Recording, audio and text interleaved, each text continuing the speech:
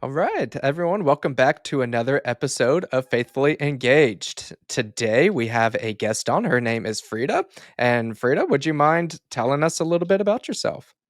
Absolutely. Thank you so much for having me. So, my name's Frida.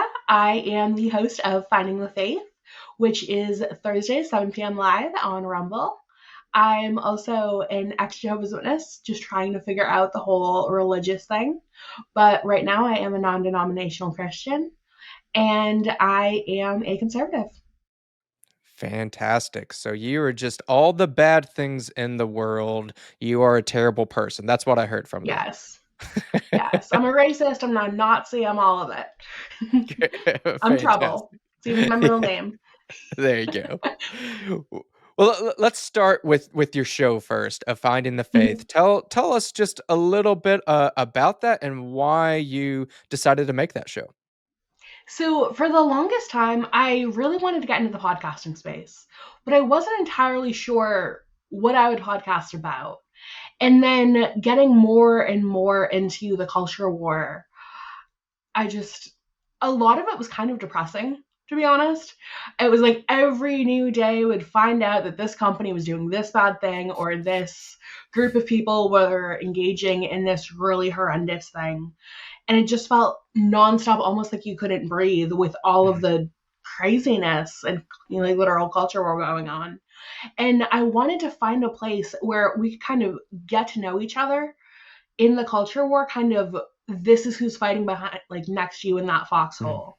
A place of encouragement where we would focus on the good and the beautiful and not so much the external craziness that's just Yeah. mind blowing. Yeah. No, I think that's a great reason, and that's honestly a lot of what led me into making initially the Truth and Grace Counseling podcast, but also now into Faithfully Engaged. That as as Christians, as conservatives, I think we are rightfully concerned about things in the culture. And Mhm. I don't think we should turn a blind eye or just act like everything's fine. That anger point oftentimes is necessary to realize, no, this is wrong. That being said, so much of the content out there is, yep, this is terrible. And Yeah. then what? Like there's nothing else going on with that. And I find that leads a lot of people to anger and apathy, and it's not helpful. It's something we need to know about, but then go the next step. So I really appreciate that you're trying to do that, to show yeah, there is encouragement. We need to know the people that I love how you put in the foxhole next to me. And really engage in that, build each other up instead of, did you see what AOC tweeted? That was stupid. Like that Yeah. just doesn't help us too much. Exactly. And I've been so blessed by getting into this because I mean, I live in a blue state. It Mm. is, I mean, with the exception of our brunch place, which is very, very special to me, they have amazing waitresses. We love them all, give them Christmas gifts every year. And they have like Newsmax on while we're all like brunching, like trying to be normal people. Um, but other than that, there's not really a sane person in sight. And so it's just been such a blessing to get to connect with like minded people who Mhm. share the same values, who share the same or similar journeys and the same experiences. Yeah. Now, I don't wanna, put you on the spot too much, but do you mind sharing what blue state that you're in? That's one of the things I don't do. Yeah, no, fair enough. Fair enough. With the craziness of the internet and people in the world, I don't blame you. I don't blame Yeah. you one bit. There's two things that you won't be able to figure out about me. I mean, you can like look in public records and stuff if like you really want to get into it. But I don't say my state or my age or my last name because of what my husband does for work. Ah, okay.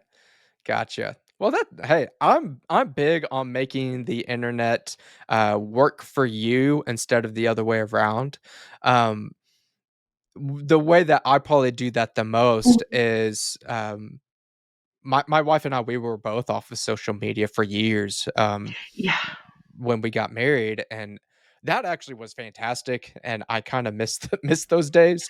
Not that Same. I it's not that I can't go back, but once I started Truth and Grace Counseling, I was like, "I probably should have somewhat of an online presence just for business," Yeah. and, I am making it work better, and this I actually on Twitter, I hated Twitter to no end before, but I just say I've made my own little echo chamber, and I realized that, but it's made my life a whole lot easier that my head Yeah. doesn't hurt as much. As long as I recognize I'm in an echo chamber, I'm okay. So that's one way, and then another way is, Mhm. I don't put any pictures of my kids who are the cutest little kids, and I would I get all bet they are. sorts of likes and retweets and stuff, but I don't want them. I don't trust people, so Yeah, they're gonna have a understandably. very low internet profile, so I will completely respect you on that, I understand. I mean, it's such a valid thing too, because even if, I mean, let's say you have, a really intense fan and you put down, your kid's name, let's say their name's like Skylar or something, and they see you out and they're like, oh, Skylar. And then Skylar's like, Mhm. how do you know my name? Hi. Like thinking it's a safe person because the person actually knows their name. And Yeah. obviously, there's a lot of stranger danger that goes into that, but it's just getting far too easy to be creepy these days if we're not, minding our social media boundaries. Yeah, yeah. I actually had a guest on here recently. It's a fascinating conversation that he, um he's actually the founder of this website called Revetted that looks at Reddit post, and it can see if your post was shadow banned. And we were just talking through kind of shadow banning, what that means, and kind of internet discourse. And yeah, but basically, what we ended up getting down into is we are people. We need to make our individual, like our real life, when you're going to brunch with people, make those relationships paramount. Those are more important. The internet relationships are great. That's how we're talking. It's fantastic. But don't let the internet take over your life. It is Exactly. not worth it. Not worth it at all. Exactly. I mean, in 2020, when I left my first business behind, I went completely off social media, left everything behind, deleted everything, and just not having Instagram for that short while, I didn't realize how much trying to, not that I would necessarily keep up with the Joneses, but like Mhm. hearing all of these like cool new products and Mhm. having like those specialized ads, and it's like, oh wow, when I don't have all of this materialism shoved down my throat pretty much 24/7, I don't really want to shop anyways because I like what I have and I'm blessed to Yeah. have what I have. Yeah. No, And th- they know what they're doing. They they do. absolutely know what they're doing. So if it wasn't for my podcast mentor, I honestly wouldn't have gotten an Instagram again. But he's like, you have to. And I'm like, fine. Yeah, it So is kind of a necessary evil when you're doing yeah, things like this, unfortunately. But again, let's wield it for good. I would rather there be good exactly. content on Instagram than just all horrible, terrible things. Yeah. Which kind of leads into I'm not on Instagram as much. I think I followed you on Instagram, but I don't remember. But I know I found you on Twitter, and Yeah. I was curious just with your handle named, which is the based babe, which I think is a fantastic Twitter handle. Thank I was you. wondering if there's any story or kind of what led you into to making that handle. So it was a couple things initially. Back in the 2015, like the years right around then, I owned my own business called Boundary Babe. I did a lot of work with women, helping them with their, boundaries, their femininity, trying to have healthier relationships with others. Because at the time, I was also a psych major, and I had gone through a lot of stuff that helped me really understand boots on the ground wise Mm, how all of that worked. So I was really able to help people like that. But then 2020 came, and my business being a luxury business, kind of, it didn't make it through COVID. And honestly, retrospectively, I'm glad because that space was getting so woke. that people were upset that I was spelling, women's coaching WOMAN instead of WOMXN. And like Golly. all of this stuff was getting shoved down my throat. And I'm like, you know what? I'm out. Bye. Like, if your guy is gonna get like consistently have all these problems with me, I'm gonna see myself out. And then I realized, kind of took a step back. I was like, what matters to me the most? Like, what truly are my values? And I realized that I've always been, a kind of mainline conservative. I've had some, libertarian esque escapades, Mhm. but it's always been about family. It's always been about femininity, faith, freedom. And we had to do presentations when I was in high school because I went through like their career technical education program. They were like, "So, what are you gonna do with your life?" And I was like, they were expecting like dental assistant or doctor or nursing practitioner, and I was like, I want to be a wife and do a lot of volunteer work. And they were like, "Why did you take this?" And I was like, "Because now if my husband gets hurt, I can fix him." Yeah. Yeah. I, that's so interesting, kind of your discussion there, and especially with I like talking to somebody that's in a blue state like you are, because I am the reddest of all the red. Like I'm in rural Oklahoma. Like it really can't get Nice. that much more red. Like we're the red part of a red state. So I've heard that uh, they have like amazing art museums in Oklahoma. Is that true? they have what that. Amazing art museums? There are some, there, especially in Tulsa. There's some really good ones. I'm blanking on uh, what the big one's called. It's something with the G. I can't remember what it is. But anyways, yeah, there's some really Sorry. great ones. No, that's a great question. There's some good ones in Oklahoma City too. So yeah, we're not all out in a wheat field, and there's absolutely nothing. But yeah, there's some great art. There's some really cool things in the state. And what's neat about Oklahoma City and Mhm. Tulsa is, while yes, it is more liberal, there's no way around that. It's still red. Like we I believe we're the only state in 2016 to vote all red in the presidential election.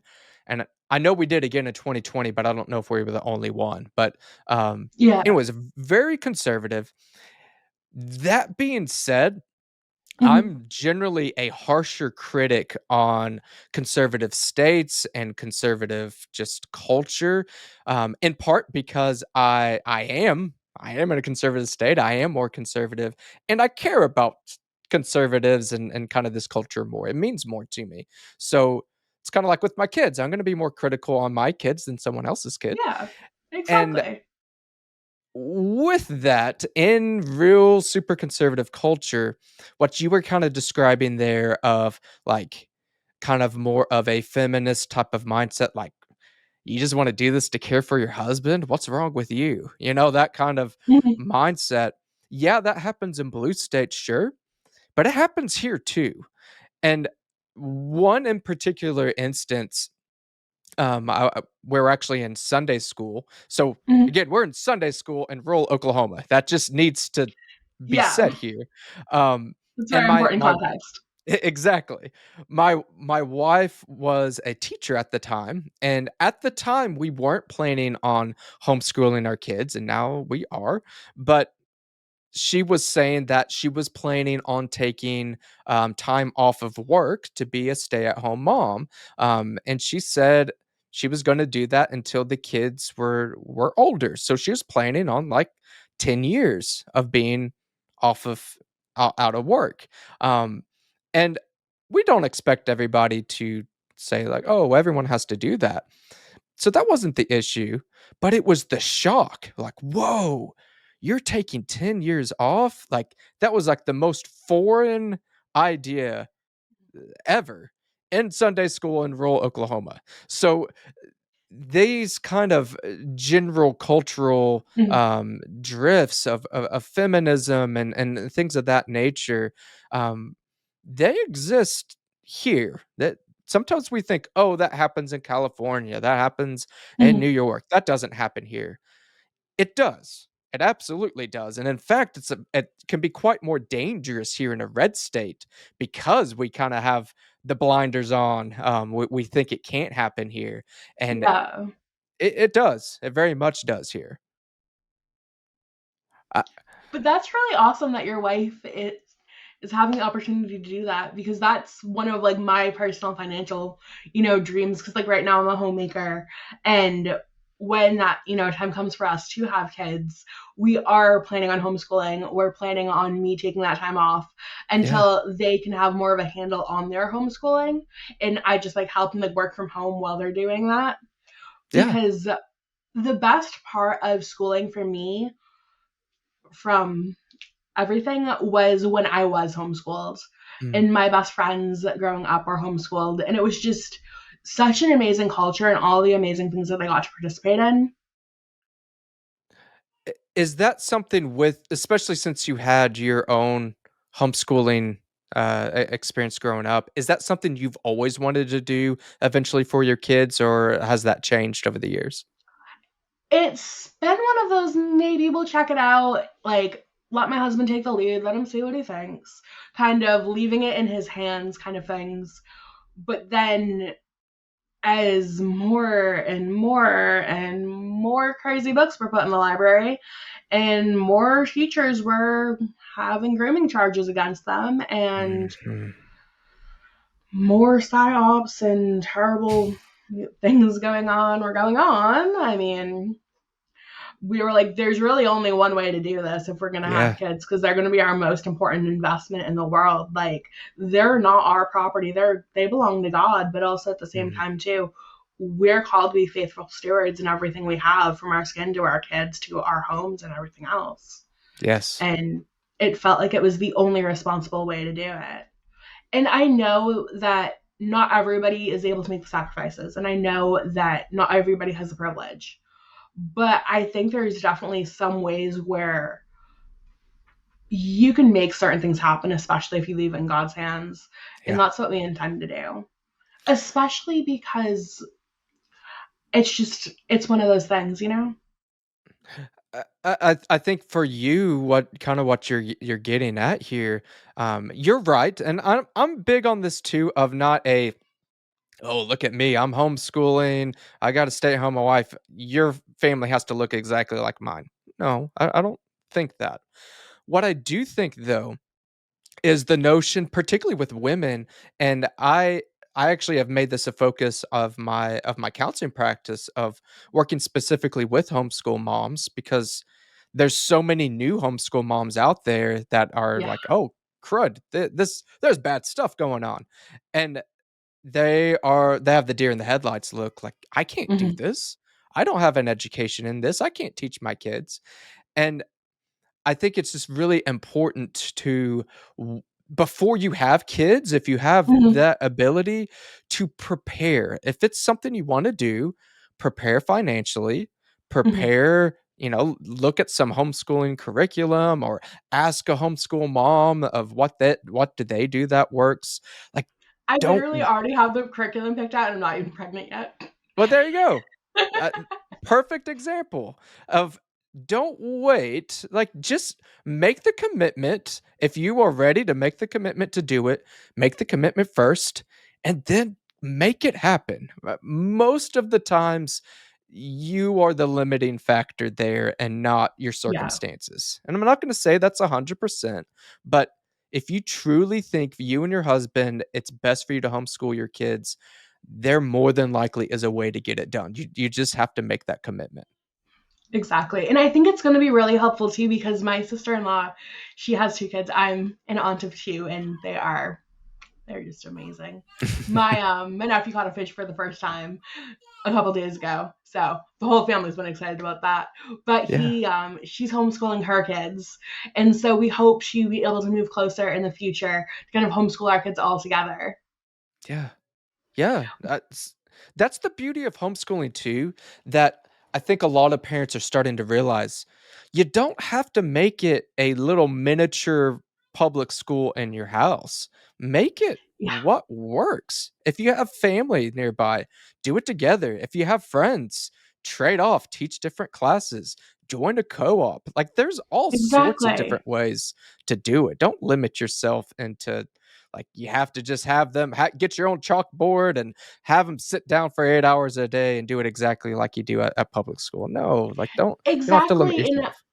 I'm not trying to throw shade to anyone, but if you're doing the chalkboard and desk route and you're doing the here's the worksheets, do the worksheets, it has to be kind of like training for 9 to 5, but inside our own home, you're missing the point. You're missing the opportunity and you're missing the experience that it really could be with connecting with your child. Yeah. And I know it can be, hard at first because I've helped parents who are homeschoolers. Helped, I've been a homeschooler for a small portion of my education, but I just think that it's really crucial because I mean, to a degree of thankfully, I've had both sides of like being homeschooled and not being homeschooled. And Uh-huh. when I was in public school, I would go and I would learn things all about like evolution and like all these things that, are scientific theories, but they don't present the other side of the theory and Sure. everything. And then after that, I would get home and I would have to sit for 5 hours reading about all why the things I just learned for the past 8 hours in school were wrong. And Yeah. it's like, if you don't program your kids with what the world has to say and think, then you won't have to deprogram your kids. That's a great point. That I think you nailed it there, that it's the ideologies of the world and not just the bad teacher, um, the one rotten apple type of concept. And I wanna be careful with that. Like, I know there's great teachers out there. I have family members that Absolutely. are teachers. The system is working against them, Yeah, and y you don't wanna put the system just into your home. Like you're saying, you can teach them about if you're a Christian, teach them about God. Like, make that a massive part of their education. How cool is that? You have that ability to do exactly. it. Um, and even on the more practical levels, with my 3-year-old, my daughter, how we're going to educate her is different than with my 1-year-old son. Like, I Absolutely. my daughter loves to go and pick flowers. Go have her on a day when it's nice outside. We're gonna go pick a dandelion and think of all the things we can do with that. We can look at the science of the dandelion, and kinda inspect that. We can make dandelion the spelling word of the day. Hmm. We can look at the grammar. What type of word is dandelion? We just did that by Exactly. picking The something out of the etymology. backyard. Eh, Exactly. it's limitless what you can do, so don't limit Exactly. yourself. You can even have like a little field guide book Mhm. like that you make for yourself. I've actually gotten into making my own books with bookbinding. Yeah. I'm such a DIY nerd. And you can like press like the flower and then Uh-huh. have like look back at it at the end of the year and look at all the flowers you went through. Yeah. That I had another guest on here recently. She kinda on Instagram goes by, Sweet Sequels, has her own little shop there, and she talked about that they have a unique setup that they do like a hybrid. So, half the week they're at this private school and half the week they're at home. Like, again, there's just so many different ways, and I know that can be overwhelming. That's the easy part of home or of Mhm. public school or even just normal private school. Yeah, They go to school, they get their school list, and then they come home, and that's it. So I know that can be overwhelming, but yeah, you can speak so much truth and life and fun into your kids, and that's what I try to get parents to do is realize, no, it's not just this, "Oh, man, I'm obligated because 'cause they're shoving all this ideology down my kid's throat." Yeah, I mean, maybe you start there, but let's finish with all the wonderful, beautiful things that are presented absolutely. there. Exactly. And I feel like sometimes there can be kind of that imposter syndrome, Mm, if you will, when it comes to parents being like, oh, well, I don't have an education background. I mean, yeah. I'm fortunate because I worked in education in 11 years, but a lot of parents don't have that, kind of experience. And so they Yeah. look at themselves and they're like, I'm just a parent. And it's like, no, you are a parent. That is a Mhm. blessing. Nobody knows your child better than you do. Yeah. And when it comes to all of the different curriculums, they absolutely can be overwhelming. There's like so much to them. Sure. But because of the fact that you are the parent, you know your child the best. You know your child's better than anybody else. And because of that factor, you can go, this curriculum with these aspects of it is the exact way that my child learns. And so they're Yeah. not going to be stuck on this topic, not being able to grasp it more fully because it's in this type of curriculum. In that way, it really helps not only free you up as a parent, but you know that your child's getting the best education because of the fact that you're the one educating them. Yeah. Yeah. No, I just think you're like you said earlier, missing the picture if it's just a out of fear, I don't want the LGBTQ whatever agenda shoved on my kid. That's fine to be a starting place. And I'll to kind of back up, some of the listeners may have heard this from me before. My wife and I, our starting place was this story we heard. We were listening to Ali Beth Stuckey's podcast. This is like 2019 or something. And she shared the story of a public school. I believe it was in Madison, Wisconsin, and where they were uh I think just socially transitioning this child. So calling, like, I think they even called this child a completely different name. And I don't even remember which sex of the child this was, but we'll just say for sake of argument, you have a little girl Mhm. and they call your little girl a little boy at school, and then they go back home and they never told you that they were Yeah, calling your little girl a little boy. And we heard that story like, oh no, that doesn't fly. I don't like that. And yeah, that was the precipice for us to really dig deeper into this. And mhm. while that was our starting point, that's not where it stayed. It went so much deeper, and now, yeah, we have our all of our curriculum bought too, and we're already doing for my 3-year old, and honestly starting to do with my 1-year old. We have some different Baptist catechisms that we're doing with Oh, them. Of cool. like my daughter will ask, "Who made you?" and she'll say, "God made me," and it's awesome. Oh, Like my that's so little precious. 3-year I old love that. is quoting some scripture and things like that, and that's education. Yeah, She's not quote kindergarten, but we're already educating her, and it's awesome. So exactly.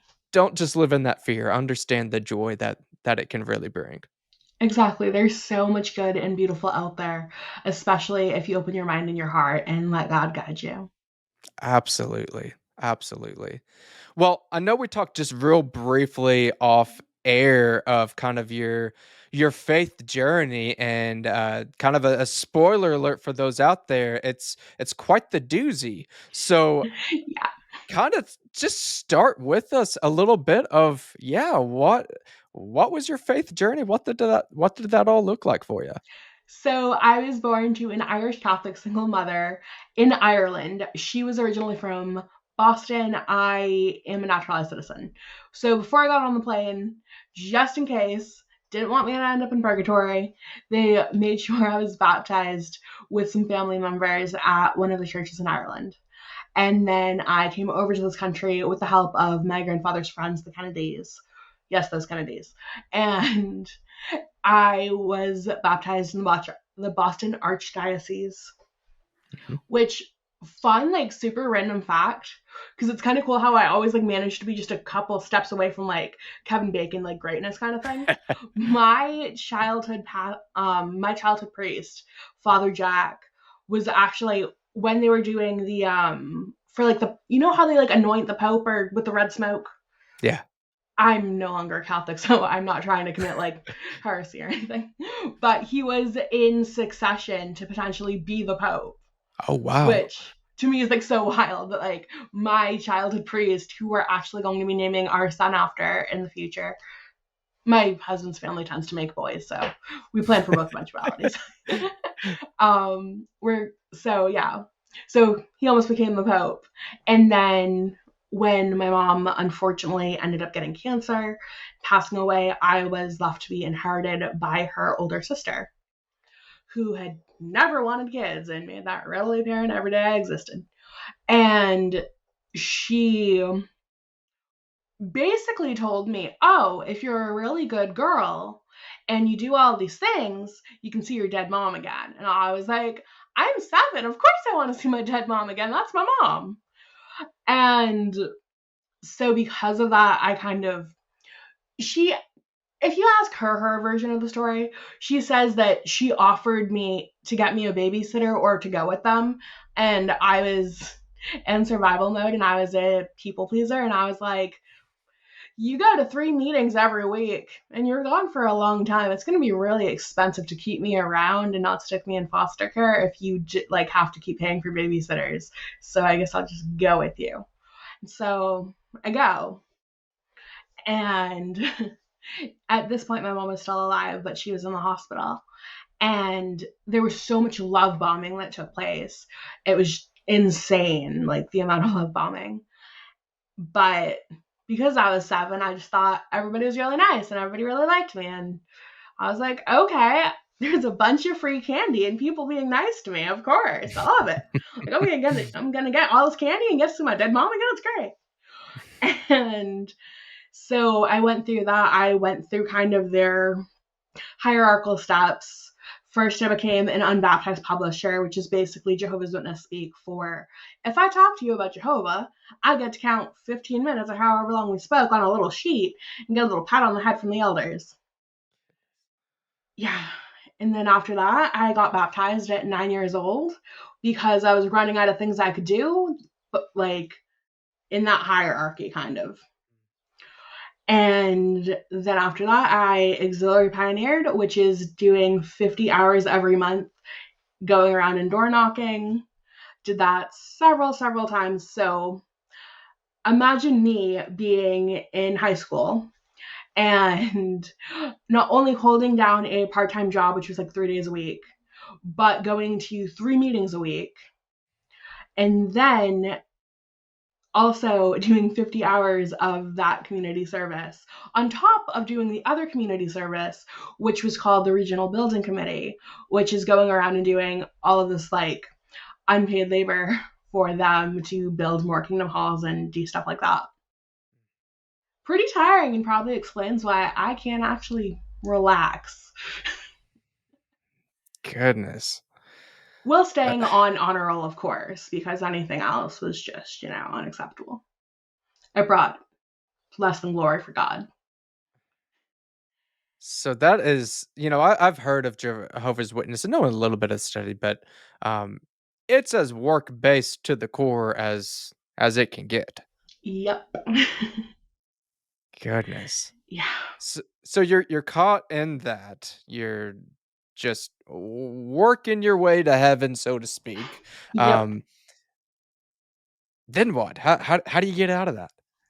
So I got in trouble for kissing a boy because I was a rotten little tramp in their eyes, and I had to go and sit in front of 3 men a bit older than yourself and tell them, oh yes, when that boy kissed me, I did kiss him back. Well, my aunt and uncle were on either side of me.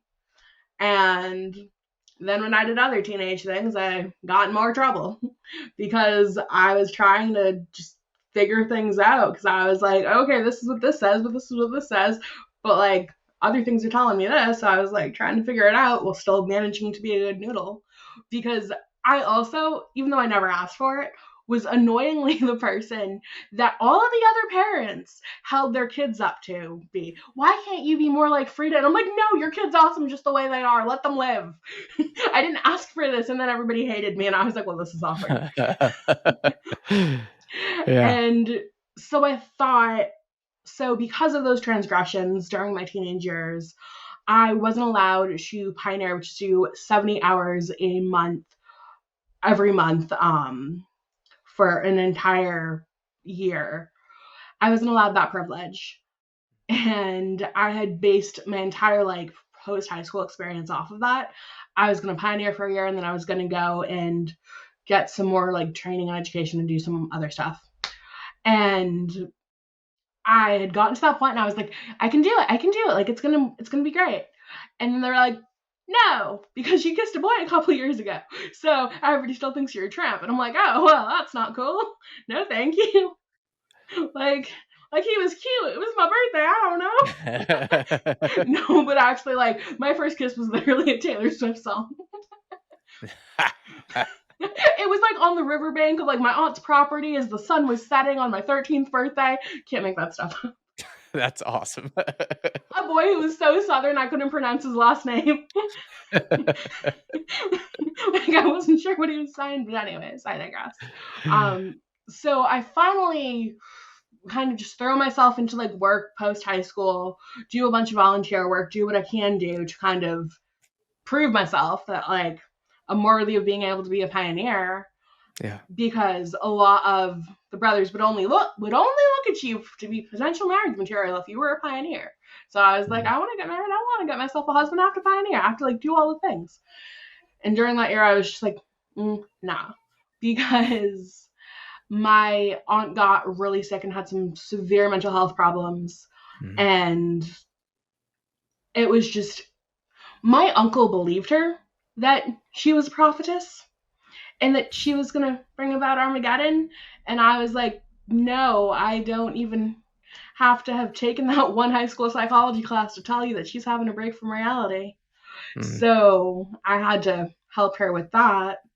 And the more I saw this and the more I saw the interplay with the elders and how everybody was handling things, and just watching me be the one little teeny bopper teenage girl who somehow got like shoved into this position without, giving me the love and protection that I desperately needed, I was like, this isn't a place for me. And I just felt so haunted by it. And so I was like, well, maybe if I pioneer and I go out and I try to prove that Jehovah exists to everybody else, I'll prove it to myself. Maybe. And I finally got the opportunity. I even got to do cart witnessing, which for those of you who don't know, it's like a really big deal. You have to be more special than a pioneer to be able to go and stand by the carts and do the witnessing and being like, hey, sir, businessman, I know you're on a business meeting, but here, take this. Just like shove a magazine in your hands. And the thing is, a lot of the people who are Jehovah's Witnesses are lovely people who are honestly being spiritually oppressed. Sure. So when I say my experience, there's two things I don't want people to take away. I don't want them to take away that I was some sort of victim. I'm a survivor. I survived and I escaped that cult. And I also don't want them to be mean and nasty to Jehovah's Witnesses, because a lot of them don't know what they're doing. They're doing the best that they can and doing what they're told, because a lot of times their family's in there or they have a lot of reasons for being stuck in there, because when you grow up in it, or even when, like, you can't go out and have friends that aren't part of your religion. And it's their way of controlling you even further, so that when you eventually do leave, if you do get to leave, thankfully there's been record numbers, but you lose everything. I lost my best friend of 10 years. I lost my hairdresser. I mean, let me tell you, I did stay to get my final round of highlights. I like match that perfectly, because like I don't trust a lot of people with my hair. But I lost all of my little friends. I lost all of my babysitting clients. I lost everything. And then because of the fact that I hadn't grown up around my family, it was just, I didn't really have anybody except for my husband. Because the way this whole thing worked was, I was pioneering, I was doing great, and then I met my husband and I was like, I mean, this is obviously the man I want to marry. He is the most Christ-like man I've ever met. He has an amazing work ethic. He is so hilarious. And I mean, he's gorgeous. Like, like I used to know how like more gorgeous than the 13-year-old on the riverbank, though. Yes. Okay. I met him that summer before I started pioneering, and I was just like, oh my gosh. I walked over to him, and mind you, as a Jehovah's Witnesses aren't actually Christian, but like there's a lot of similarities in the social awkwardness of young actual Christian girls and young Jehovah's Witness girls. And I had Yeah. that. Yeah. And I walked over to him because he was picking up my favorite camper, and I was like, "Hi, I'm Miss Frida." And he's like, "Hi, Miss Frida," and he like immediately made fun of me, and I was like, "Yes, I'm gonna marry him." And I did. So like it worked out. But Yeah. so we started like being friends, and I was like, I really need to see about the whole Jehovah's Witness thing, because if I go this way, I'm gonna lose everything. Mhm. So I was a bit afraid to go that way. But the more we got to know each other, the more he held space for me emotionally and held space for my growth and my healing and everything else, the more it was undeniable that Mm. it was inevitable. So I was pioneering. I was kind of fibbing on my like. Here's the thing: when you're escaping a cult, I'm sure you already know this, but just for the audience, Yeah. you're in ultimate survival mode. You Mm. do things that you are not proud of, but you do them to survive. Sure. So, yes, I was, as a 20-year-old, sneaking out my window to Miranda Lambert music, jumping over the thorn bush and tuck and rolling into his passenger seat because I wasn't allowed to date him. So, as a 20-year-old, I was going to do what I was going to do. And I was fibbing on my time cards. And I mean, that's not a good thing, objectively. But it's what I had to do to make sure that I would be physically and financially and all the other types of safe. And so it was brutal. How long of a process and this kind of limbo of sorts that I'm having to fake this, but I'm uh, dating my to be husband over here. Like, how long of a process did that take? About 6 months. Mm. The worst 6 months of my life. I to get out on Saturday nights, I pretended I was learning. I mean, I knew enough Portuguese to pretend that I was learning Portuguese and going to the Portuguese meeting. It's not good. I'm doing a lot better morally and ethically now that I can afford the luxury of morals and ethics. Sure. But yeah, so it was a whole thing, and that was kind of when I kind of proved to myself, if I haven't been struck down by lightning yet, if I haven't been caught yet, if I haven't been anything yet, then I don't think Jehovah's are actually a real God, you Mm. know? Mm. And what really hit the nail on the head for me was they have these things called circuit assemblies, which is when a bunch of congregations from a certain area get together.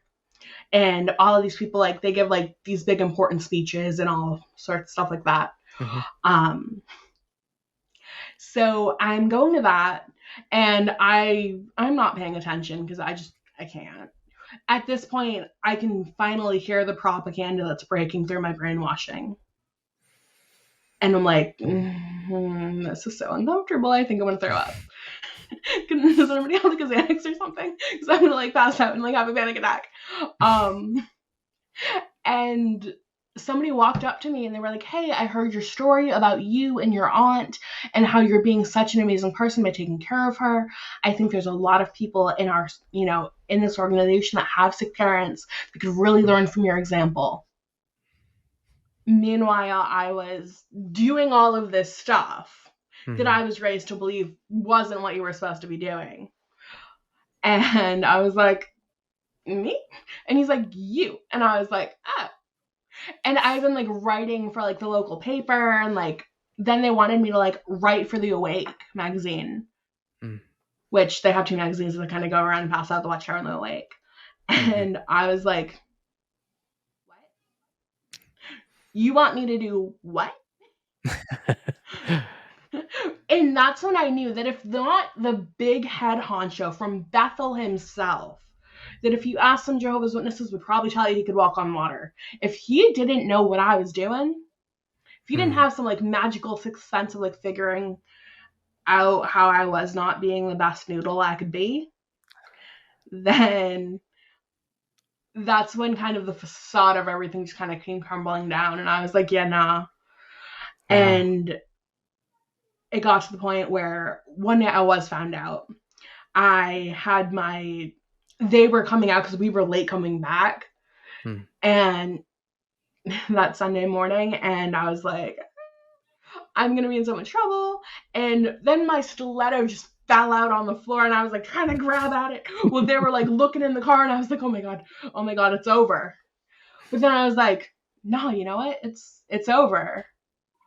And so they dragged me before the elders. Because the thing is, there's a couple ways to get out. You can be PMO, which is physically in, mentally out.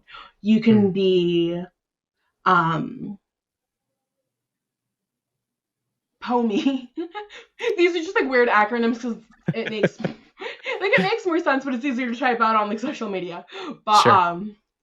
physically out, mentally in, like you're disfellowship, but you're trying to come back, because you can either get dissociated or disfellowship. Dissociated is when you break up with them. Disfellowshipped is when they kick you out. Okay. And so I was just gonna kind of like run away a little, but I was just gonna like just not be there, you know? This is gonna be fine. It was not fun. Hmm. And they dragged me before them, and they were like asking all these really intimate questions. Like questions that if you imagine like guys like locker room talk about how a certain thing went down, you would not be that crass. Hmm. And I'm Okay. just this 20-year-old girl sitting behind like in front of these three men who are in like their 50s and 60s with both of my aunt and uncle next to me, and I'm just like, Hmm. I don't believe in Jehovah anymore. I don't know if I believe in God at this point. Hmm. I have gone through all of this. I've done my best to do all of the things I can do. I'm here. I'm car witnessing. I'm pioneering. I'm writing for the awake. I'm doing all of this stuff and giving my entire life to the organization and giving my entire life to God. And I'm not getting anything back. Hmm. And I'm not even getting good, happy serotonin. Like, I'm getting nothing. I'm Yeah. getting pain. I'm getting frustration. I'm getting lies. And I'm not here for it. So I think I'm going to leave, and I'm going to go be with my future husband. And that's just going to be that. Hmm. And then they kept pressing and pressing and pressing to a point where I felt like because of who they were, I had to answer their questions, although I realize now that I didn't have to answer their questions, but I was a scared 20-year-old girl. Sure. Well, And a scared 20-year-old girl too with this is all you know. This is your life. So that makes sense. yeah. And so I answered them, and then they like kicked us out of the room. We sat in like the main hall because they had like a main hall, and then they had like kind of a little back conference room. They had a conference about it. They were like, no, we're kicking her out. And Hmm. at the end, I just said, it's been nice knowing you. I love you guys. Hmm. Because I meant it. Yeah. Because yes, I might have had wildly different worldview than they did, but I still cared about them and hoped that their lives and their wives and their kids and everything worked out the way they wanted it to be. Even though they had put me in the situation, even though they didn't particularly help when I ended up having to, you know, 5150 my aunt when she thought she was calling about Armageddon, and I was talking to them from inside a closet. And it was a whole thing, and it was so brutal that I was like, I think the only person that can protect me is me, and I'm gonna go do that. Hmm.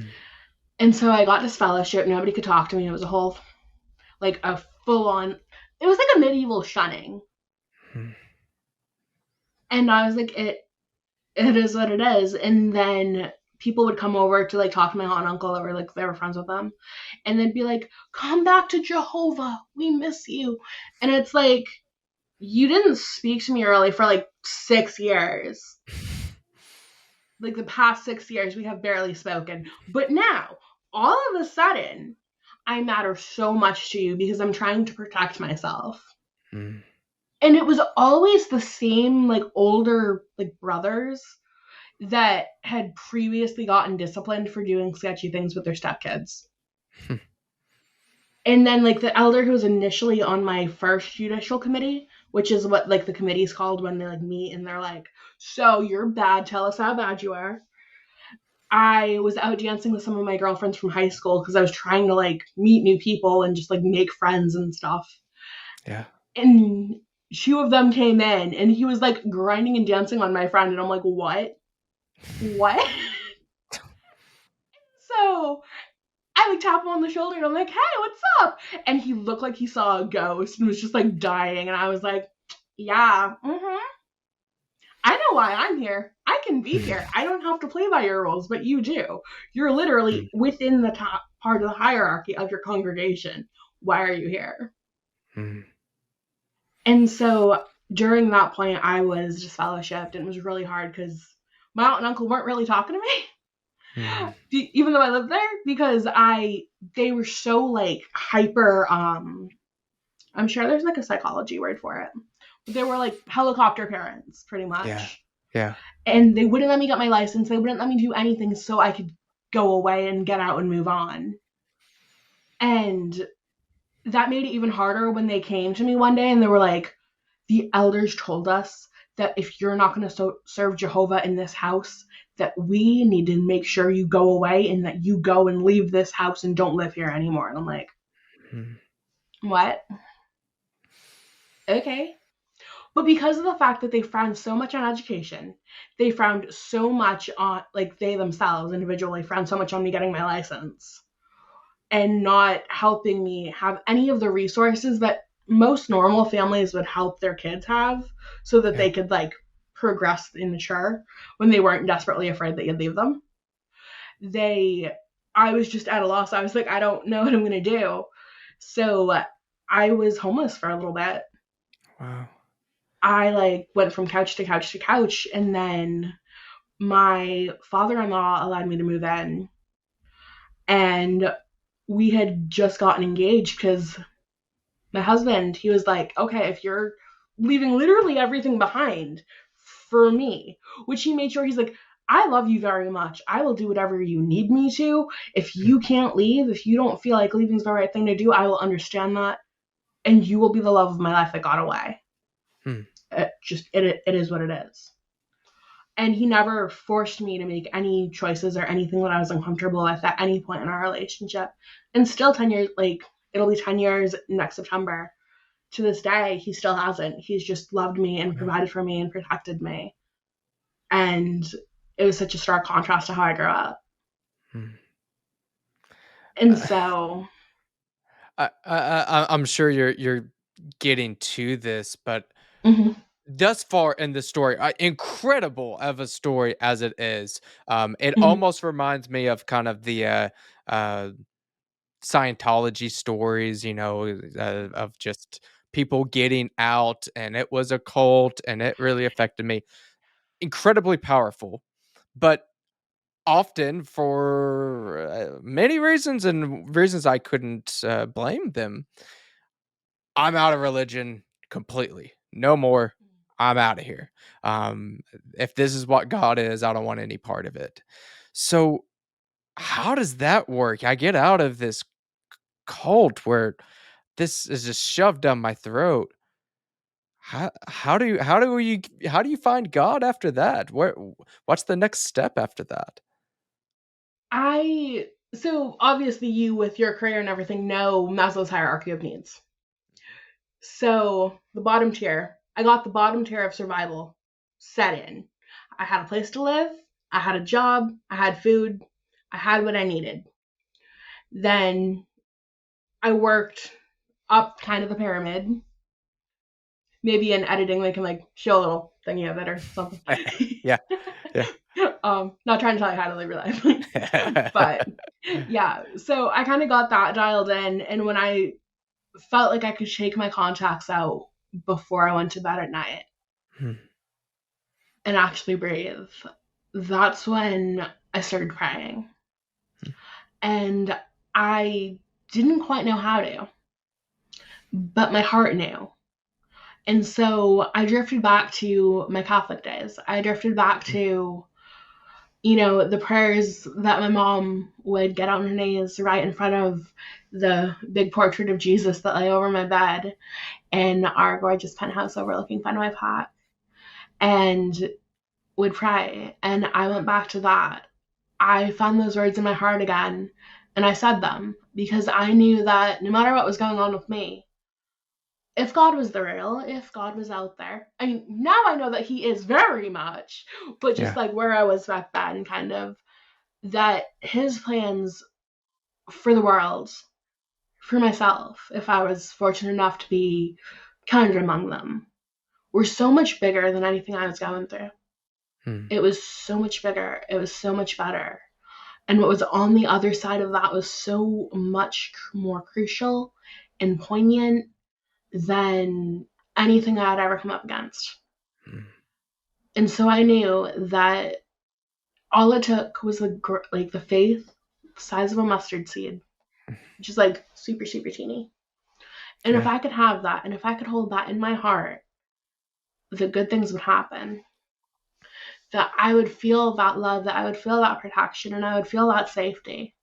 Because oh, my sunscreen's like getting in my eyes and it's making my eyes water, which is not a coping mechanism, I promise you. Uh, Sorry about that. That's good. Um, and so I knew that if I just did a little bit and gave a little bit, that he would give a little bit. Hmm. Can we actually pause right here? Because I literally Yeah. am having like, No, I you're am good. so sorry. It No, you're good. genuinely is sunscreen. I will be right back. If I had faith the size of a mustard seed, that scripture kind of always stuck with me in my heart. And I never had hatred for God. I just had more confusion because the God that they taught me that Jehovah was not the God that I was brought up with for the first 5 years of my life, believing that Jesus was. I have vivid, vivid memories skipping around my little Catholic preschool, my little Catholic Montessori preschool that was right across the street, and going, Jesus loves me, this I know, because the Bible tells me so. Like, I loved Jesus. And I feel like it would be so easy for anyone coming out of Jehovah's Witnesses to really hate God. I mean, that's one of my biggest issues I have with Jehovah's Witnesses. I mean, there's a lot of like theological things, there's a lot of like other things, there's a lot of like personal past experience things, the latter which have mostly hailed from things to therapy. But I have this real to be like, okay, I'm not here to tell you what religion you're supposed to be, but just whatever you do, please don't become a Jehovah's Witness because that will hurt your relationship with God. And because of all of the horrible things I've seen during my time there and the horrible things that I researched that kind of clicked in my head afterwards, like there were certain pictures that they had in their, publications. And I was like, why does this picture of Jesus make me feel so uncomfortable? Like it's a picture of Jesus. Is there something wrong with me? Is there something wrong with like my heart posture that I have to correct? That I'm just like, I don't know, doing something bad? Because like that's where your mind goes to when a picture of Jesus makes you feel uncomfortable. And then I found that same picture after I came out. And if you put that picture up to a mirror, it's literally the head of a demon. Good grief. Yeah. Yeah. And that's not the only picture that's like that. It's not the only satanic thing in the religion. I know you're Baptist, but Baptists have communion, right? Yeah, so we don't it kind of depends on the church. We do communion at my church every week. But Mm-hmm. yeah, we do communion. So with the communion wafer and the wine, you might have you heard of the memorial? The one holiday Jehovah's Witnesses have? Yeah, yeah, yeah. Yeah. A lot of people have been invited throughout the years. Um that celebration is literally so part of it is a theological misrepresentation and a part of it is satanic, honestly. So the theological representation is they believe that the 144,000 isn't chosen out of the 12 tribes of Judah, but instead chosen out of random Jehovah's Witnesses that like have a mental calling, vision, dream kind of thing. And it's 144,000 since 1914. And Because of that, if you're not a part of the 144,000, you take the communion, you hold it in your hands on like the plate because they use like unleavened like wafer cracker kind of thingies, but they're different from the one that I grew up with in the Catholic Church. So they're like slightly different, but basic idea. And you take that and you pass that. So you basically go through the act of refusing communion on the one holiday that Jehovah's Witnesses have. And then they read the scriptures and then you do the same with the wine. Wow. That is so yeah, you can really see the uh satanic type of things that go Yeah. into that because that is the like you said, the exact opposite of what we would celebrate. Yeah. Interesting. Regardless of your Very interesting. denomination, if you're in Christianity, you observe communion by taking it and it becoming part of you, not by passing it forward and rejecting it. And it always struck me as weird that, like, it was such a somber energy. It was Mm, more funeral like than more somber than sacred, I guess. yeah. Because you'd think, okay, tonight is the night specifically set aside to commemorate what Jesus has done for us. That he gave his life and that, God the Father, yeah. Yeah. So that he gave his only begotten son, the only son directly created by him, that we might be saved, that we might have the gift of eternal, depending on like different theological points, but like that we have a chance in hell, no matter how much we're imperfect, as long as we do the things that the Bible tells us to do. You'd think there'd be some happiness in that. You'd Yeah. think there'd be some like reverence and like sacredness, not some somber, you're going to like a funeralishness. And that's how it always Yeah. was. Well, I think that's something that you get into with. I think it's part of what makes Christianity stand out as a whole. Obviously, there's different theological beliefs and Yeah. differences and denominations, but it isn't a works-based religion. It's faith-based. It's not about and in fact, I was, just on a guest on another podcast this morning, and they used a great phrase of, "It's not what you know, it's who you know." It's that you know Christ, and Hmm. that's what the celebration is around. It's not about anything you did. It's that he did, and we love him, and we praise him for saving us despite us not being justified. And yeah, that's celebratory. It's Yeah, thank God for saving me and not a well, I'm not good enough. Like that I can see that exactly. somber tone. That is It felt like intriguing. it felt like New Year's mixed with a funeral, Mm, but like wow. kind of like a military funeral. Yeah. If you've ever been to like a military funeral, you kind of know the difference where it's like a Sure. bit more like I I have a military family background. My grandfather fought in World War II on Guadalcanal, and our family lineage with military history dates all the way back to the Revolutionary War, where my great times 10 grandfather warned about the British coming. Mm, Paul Revere might have wow. might have heard of him. Yeah, yes. Yeah. Wow. Oh, Uh, Yeah, no, you can see that kind of to your point there, though, that it's very regimented, very mhm. ritualistic in that kind of sense. Um, but yeah, not a lot of joy, not much joy. Yeah, It's you're awful, and yeah. there's a piece when we start looking at scripture. If you look at the law, you're looking through Leviticus, through the Ten Commandments. There is a piece there of the law that shows, yep, you can't do that. You know that whole honor your mother and father thing? You probably backtalked at some point. You Yep. can't do this on your own. And that's a good thing. That's that brokenness of showing, Yep, you're right. I can't do this. I do need a savior." And that points me to the cross, which is fantastic that we show. I can't do this, but guess what? Christ did it for me. And that's Exactly. beautiful. That is a beautiful coming together. But it almost seems here, Jehovah's Witness, it's first off, you have a worst version of the law to begin with. Yeah. And that's it. You're terrible. Work your way up. Maybe you make it, but probably not. Yeah. That's not very encouraging. Yeah. It wasn't. And it was really hard to kind of fit into, like, growing up, because for being a religion like that was also like very cliquish. Mhm. I mean, I was kind of just one of those like teeny bopper little kids that was like nice to everybody as much as I could be, and then like everybody else was like, to a degree, was nice to me. Except for like this one friend of me I had who I thought we were friends because I was naive. I was a sweet, sweet summer child.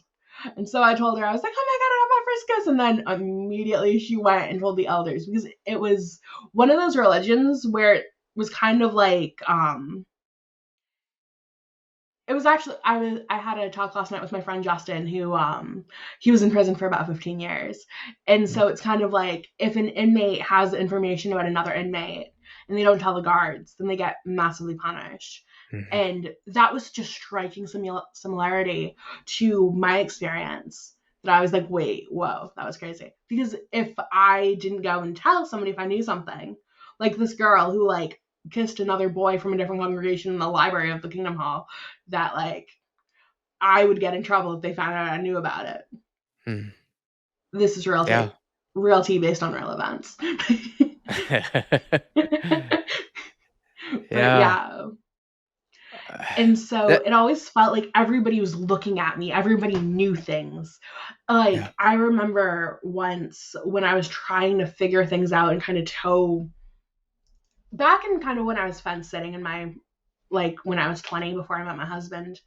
I remember I was kind of in a relationship with this other guy, and he wanted to take me on a street art tour of New York. Except the problem, there were many problems with that if you have a fully developed brain. But if you don't, and you were raised in a very, very sheltered environment, you don't see them. You only see the fact that, oh no, Bethel is in New York. What happens if somebody sees me and spots me and tells my parents? Doesn't Mhm. matter that I'm 20. What if they tell my parents? Wow. I remember we finally get to New York. I had told them that I was hanging out with some Bethelites that had come down and I was going to be at my friend's house, and I'd hid my Bible underneath my trundle bed. Not my best moment, but it makes for an interesting story. And we get there finally to New York after like taking a small break and like sleeping in a New Jersey parking lot in the car. And guess who's there? Two Jehovah's Witnesses doing car witnessing. And I was like, they found me. They know. I was a significantly paranoid child, and I'm Yeah. sure your background, you can see why. Sure. That to a somebody that's on the outside, like, wow, yeah, you're really making too much of that. That I've had Jehovah's Witness at my door, like that's common.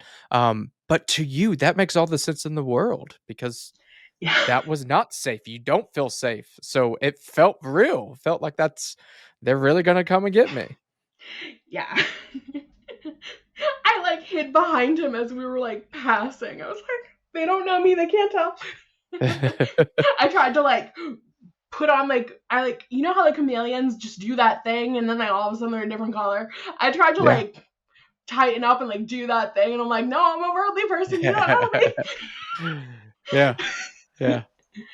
um Now, since you've kind of been out of this, it's been several years now. yeah. Um, do you feel your faith, and I don't mean this in any type of disparaging Mhm. way.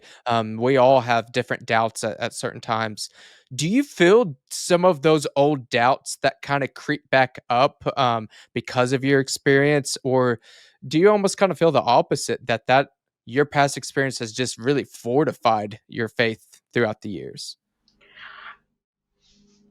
Depending, like, right now my answer would be very different than 3 months in or 3 years in, where I was like, I honestly don't really care who knows this, but I was like diagnosed with CPTSD because Mm, of all of like the Jehovah's Witness stuff. Sure. And because of that, I would have like really bad panic attacks. Mm, And I would wake up in the middle of the night sweating and screaming that like Armageddon was going to come get me and I was going to die at Armageddon. Because the mm, last thing my aunt and uncle said to me before they kicked me out of the house and Kyle came and picked me up because they had assaulted me and I couldn't go to the police and be like, yeah, they assaulted me because it would just be a whole thing, was your mom's going to be so mad at us that we let you die at Armageddon because of the fact that you're a piece of trash. And so because of that, I used to wake up screaming and going, oh my God, Armageddon's going to get me. But in my late teens, I automatically kind of thought I was going to die at Armageddon anyways. I wasn't good enough. Who mm. was God to love me? Nobody loved me, really. And Yeah. so because of that, I was just like, but then I kind of just pushed it away. I like pushed it away, got through it. Then now the only time I really had an issue like that was right before I started my podcast, and I had to ask some more like spiritually mature friends to see if this really was what it was. But I had actually experienced some demonic oppression right before I started my podcast because I would just be going about my life, getting ready for the podcast, doing all sorts of things, and I'd hear Jehovah. And I was like, what the heck? Like, what? And it happened numerous times. It didn't matter if my husband was home. It didn't matter if he wasn't home. It didn't matter what I was doing, what time of day it was, anything. And so I just hunkered down and prayed and read the Bible way more because I was like, okay, Yeah. no. But it's definitely fortified my beliefs that I'm on the right track with trusting Jesus and trusting the Bible. And for some reason, the way I'm going about it now just feels so much more natural. Like it's what I should be doing as opposed Mm. to back when I was in the thick of it with Yeah. Jehovah's Witnesses. Yeah. No, I think that's great, and um completely makes sense why there will be some lasting effects from your time, and I would imagine those, some of those to a degree with some of the scars will be there forever. You're human, and we don't Yeah, just forget those times, but it's exciting to see on your end of that faith being fortified, of being able to have those relationships to, hey, I'm struggling right now, and helping pointing you in the right direction. yeah, That's that's incredible, and it definitely points back to the Creator, that we believe that absolutely. when He saves us, He keeps us. That we never leave His hand. And Exactly. I think that's so powerful and so beautiful that in those weak moments, um, He's It's just like not. the exactly. It's just like the Apostle Paul said, "For when I am weak, that's when God strengthens me, and I'm the Yes, strongest." absolutely. So And that's very much been my experience. Even the way I got saved the second time around, because a couple years ago, I have a chronic illness, and I was supposed to go on my first business trip, and I was so excited because I'm still relatively on the younger side of like business things. yeah. And I was like so amped. And then I called my doctor because I was experiencing some weird symptoms. And she's like, you need to go to the hospital. And I'm like, but I have a flight at this time and I get to stay at this fancy resort and the company's paying for it. And I don't want to miss out. And she's like, nope, you got to do it. Otherwise, you're going to like faint and pass out on the airplane. And I was like, fine. Because thankfully we very much had that relationship where I could be a little bit of a petulant child and she could be like, no, this is what you're doing. I'm like, okay. Yeah. She got her dream job, so she's no longer my doctor, but she's amazing. And so I went to the hospital and they made me stay. And they kept telling me, oh, you maybe can go home tomorrow. You maybe can go home tomorrow. You maybe can go home tomorrow. On and on for a week. And I was telling my boss, maybe I can go home tomorrow. I offered to Zoom in. It was a whole thing. I was so excited. And they were like, no, you shouldn't Zoom in. You're literally in the hospital. I'm like, okay, fine. And then they got mad at me for not Zooming in. But, Yeah. anyways. And so while I was in there, I was sleeping, but I had woken myself up because I was crying in my sleep because I was in so much pain. It was the worst. And then all of a sudden, I see this, like, if you're not a Christian, this is going to sound crazy, but if you truly believe, like, I'll let you make your own mind up about what happened. I saw this bright light, and I had never seen a light that bright before, and it didn't seem to have a point of origin. And I was like, what the heck is happening? Especially because I wasn't supposed to be there. I wasn't supposed to be in that Mm, hospital room because they just kept telling me, oh, maybe you can go home tomorrow. And so the light came closer, and it said in this voice that I've never kind of heard a voice quite like this before. Would you like to pray together? And then when they, because the thing is, with the way the light was, I couldn't make out if it was a man, if it was a woman, if it was what it was. But they asked if I would like to pray. And I said, yes, I would like that very much. And so we prayed together.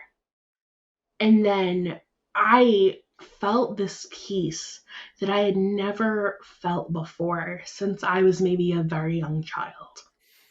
I had finally felt that peace of God that is talked about in the scriptures. mm, And when I was ready to like look, like I was like experiencing it in that moment, and I was going to look up and thank that person or the light or whatever it was. And by that time, it had disappeared entirely. It had just vanished. mm. And I don't know what it was. The jury's still out, but I mean, now I'm a Christian through and through, more fortified and going strong than ever for the past few years. I I think that just continually, where your focus is and where your faith is. If my faith is in, uh, this is kind of a silly example, but around these parts, college football is a big deal. If my Yep, faith is in OU winning the football game and that's it, then that's my God. It's not a very good God. Like if they lose, then I'm kind of in trouble. Um, your faith, your God could be Jehovah. We can make that, but we've kind of shown that that's not a very good God, and that's exactly. the basis of why being in depth in scripture, knowing more about who God is, being in a community of believers that can help spur us on towards God. That it's not about what I have done here. It's about who I love, who I'm serving. Um, Absolutely. awesome story. I think that there's so many different winds and turns, and honestly, I'm kind of curious of this. Mhm. Have you considered doing anything further with your story of a book or something of that nature? The thing is, we're friends, so I'll give you the fully transparent answer. Yeah. Not the first person who's asked me that. I definitely, because my story is wild from the day I was born. Mm, And it's one of those things where every time I go and I try to sit down and I try to write it, I try to find that break in point. Like, yeah. if you've ever really written anything. And I can't make it work. Mm, I can't, yeah. like, I feel like if I ever get to the point financially where I can hire a ghostwriter Mm, yeah. and just have some really solid conversations with them and be like, this is what happened, ask me anything. This is what happened, ask me anything. Yeah. That I'd be able to, with their help, turn something out that would be encouraging and interesting. And I mean, it's me, so I don't want to say fascinating because I'm not like, I'm fascinating. But like other people say it is. So it's Yeah. one of those things where it's like, if it lends itself, if a path becomes open to do something like that, awesome. I wouldn't turn it down. I wouldn't not consider it. But at this point, I just trying to go it alone has been a bit tricky. Yeah. Yeah. Okay. Yeah. That But just I'm sure I won't be the last person to ask you. It just is a on outside looking in. Yeah, there's just so much, and sharing your story on here was awesome. But like you're saying, there's more to it, and that book format could be a better way to hash some of those things out. Now I know it's way easier for me to say, "Yeah, write a book." But to actually do that is a whole other venture. But Yeah. No, hey, like, if it was, and the weird thing is, I have written some stuff before, and it feels like it's easier to go with something I can heavily research mm, as opposed to something I've heavily like lived through. I mean, obviously, I've yeah, lived through the entire thing. It's my life, but I don't know. Does that make sense?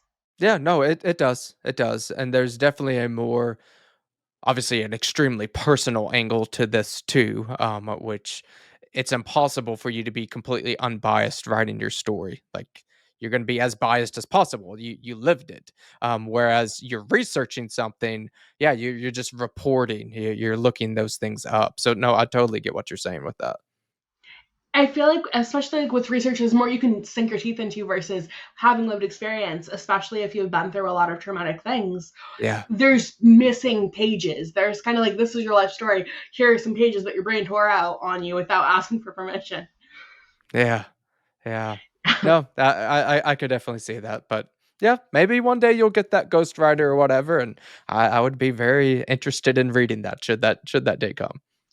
I'm also going to be doing a I'm letting for my birthday month coming up. I'm letting two of my best friends, Marissa and Sarah, take over my stream, and they're gonna ask me a ton of questions, and it should be a really good time. So, DM me if there's any questions that you want them to ask me, and I Yeah, will make sure I fit that in. So it's at the base babe at Twitter. So yeah. I think that's great for anyone that's curious. Definitely send that her way. Now, one thing I like to end on yeah. with most of my guests on here is again just some more of that active type of tone. You had some very active things that you have done throughout your life. What are some just real practical things that those listening in the audience could maybe do to make some type of impact in their life? Does anything come to mind? So there's kind of three things that I would land on there. The first thing to make an active impact in your life is definitely to be in his word as often as you Mm, can, because when you're in his word as often as you can, it's easier to have those words transcribed on your heart. yeah. And that way God and our love for God is able to show through all of our actions and through all of the things that we do as we're getting, closer to him. The second thing I would recommend is using Public Square. It's an Mm, app. I honestly recently downloaded it. I had used some of the information off of it, like on their website, to be like, oh, this is a good brand. But really looking at when it comes to voting with your dollar, where are those dollars going to? yeah. It's definitely a hot topic right now with the whole Target thing and the fact that Yeah. I, as a basic white girl, can't shop at Target anymore because of the horrible things they're doing, and it's a bit Yes. tricky, but it's what my husband told me to do, and it's what I feel is right in my soul. So Yeah. that's what we're doing. Um, Yeah. so just looking at those, kind of the boycotts that seem like they can make the most impact. You don't have to boycott everything. It's impossible. And Sure. some of them are easier than others because with Bud Light, you have a lot more choices. You have whiskey, you Sure. have tequila, you have the option to just not drink at all, you Yeah. know, all sorts of different beers. But with Target, sometimes it feels a bit more inconvenient. Sure. But one of the things I like doing when it comes to that is looking at the brands that actually do support the change that you want to see in the world. And I'm fortunate where actually I made another new friend on Twitter. His name's Rob. He owns his own coffee company. It's called North Arrow Coffee, and they give 15% of all of their profits to pro life causes, to pregnancy centers, to help those women to know that, you know, I feel like it's easy to get back into a corner and think that something's your only option, Yeah. especially considering my life journey. But the work that they do over there to help those pregnancy centers, to help those moms and those babies make sure that they get what they need is so crucial. And on top of it, they have a great product. Like, my bestie has never, ever, ever, like, gotten super hyped up about a decaf coffee. because I mean, I'm kind of like the death before decaf crowd myself, Yeah, yeah. but she said it was the most flavorful brew she's ever had. So if she feels that way about the decaf coffee, just imagine the regular coffee. It is absolutely delicious. So that's, northarrowcoffee.com. And if you use code FREDA, FREDA, you can actually save 10% off yourself. Hey, there we go. Not only some good things to think about, we have a super practical one that we even save you a little bit of money. So fantastic. Exactly. And I think your points there are really well taken. And I really like your approach there that, hey, like that Target boycott that's going on right now, that's probably one of the bigger ones I've seen in some time. And we actually had not been there for a little while, and I try not to be like a holier than thou type of person, but we Yeah. saw things about some chest binders that they had like a year or two ago. Nope, out of there. Yeah. Um, and all that being said, yeah, you're not going to be able to do any and everything. And newsflash, most of the bigger companies, they probably hate your guts, even if they don't Yeah. say it. Like that's just kind of the reality. So Exactly. finding not just boycotting things, but finding things that are actually doing good things. Public Absolutely. Square app is wonderful. It's a great idea to get involved with some local businesses that are have very similar values. North Arrow Coffee. Hey, I definitely encourage everyone. I'll put that down in the description. Check them out. Um, Yeah. that's just one quick thing that if your dollar's not doing perfect everywhere else, at least we're doing something here. And Exactly. I think that that's just real practical, good advice there.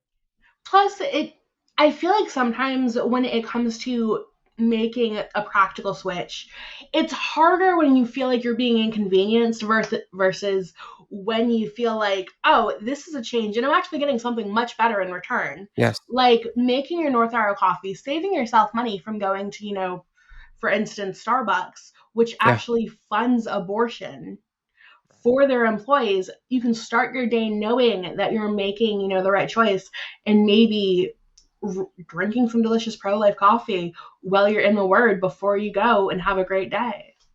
There you go. I like that practicality, and um, I would almost kind of add to that. This goes to some of the uh, if you've done any Dave Ramsey like financial peace stuff before. He talks about the debt snowball, and what he Mm-hmm. means by that is you pay off one loan, and then you pay off the next one, and the next one, and the next one, and it just kind of builds up. Yeah. Do the same thing when it comes to your finances and kind of voting with your dollar. Of start with something like that, real basic, and then see if there's something else. Is there another brand, another thing that has a good alternative there? And just go that way. Don't say I'm not going to shop at any big store ever starting tomorrow because that's probably not going to be true. Yeah. You're probably going to go against that. So start small and let it build up over time. It's kind of exactly like that with like New Year's resolutions. Hmm. Yeah. I mean, I am so guilty of like going to like some smoothie company and getting like kale and matcha smoothies thinking this is going to be the time. But then you drink it and you're like, this is so bad. And then you just throw it away. And then you're like, why did I do that? Yeah. I mean, Yeah. hopefully you're smarter than me and don't actually go for like the kale matcha first thing in the morning, especially if you don't like matcha.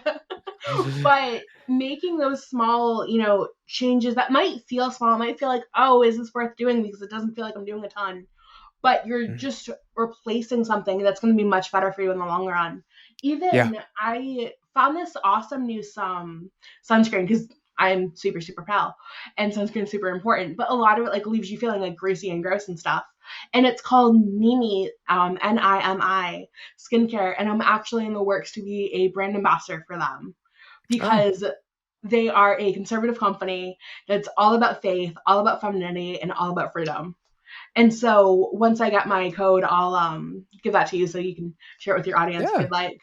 Yeah, absolutely. No, I think that banding together with like-minded people is just so incredibly important, and that might It be is. something that I'll kind of throw in there too is find friends, find those foxhole buddies, kind of like you were talking about before. Um, don't just focus on, oh, Target did this and it's terrible. Like, Yeah, again, starting place, yeah, you probably should be upset by that, but don't just stay there. Find people that you can be there alongside with, form relationships with, and not just sitting in that anger, because that will eat you up, and eventually you're absolutely. just going to be apathetic and hate everything, and that's Yeah. that's just not worth it.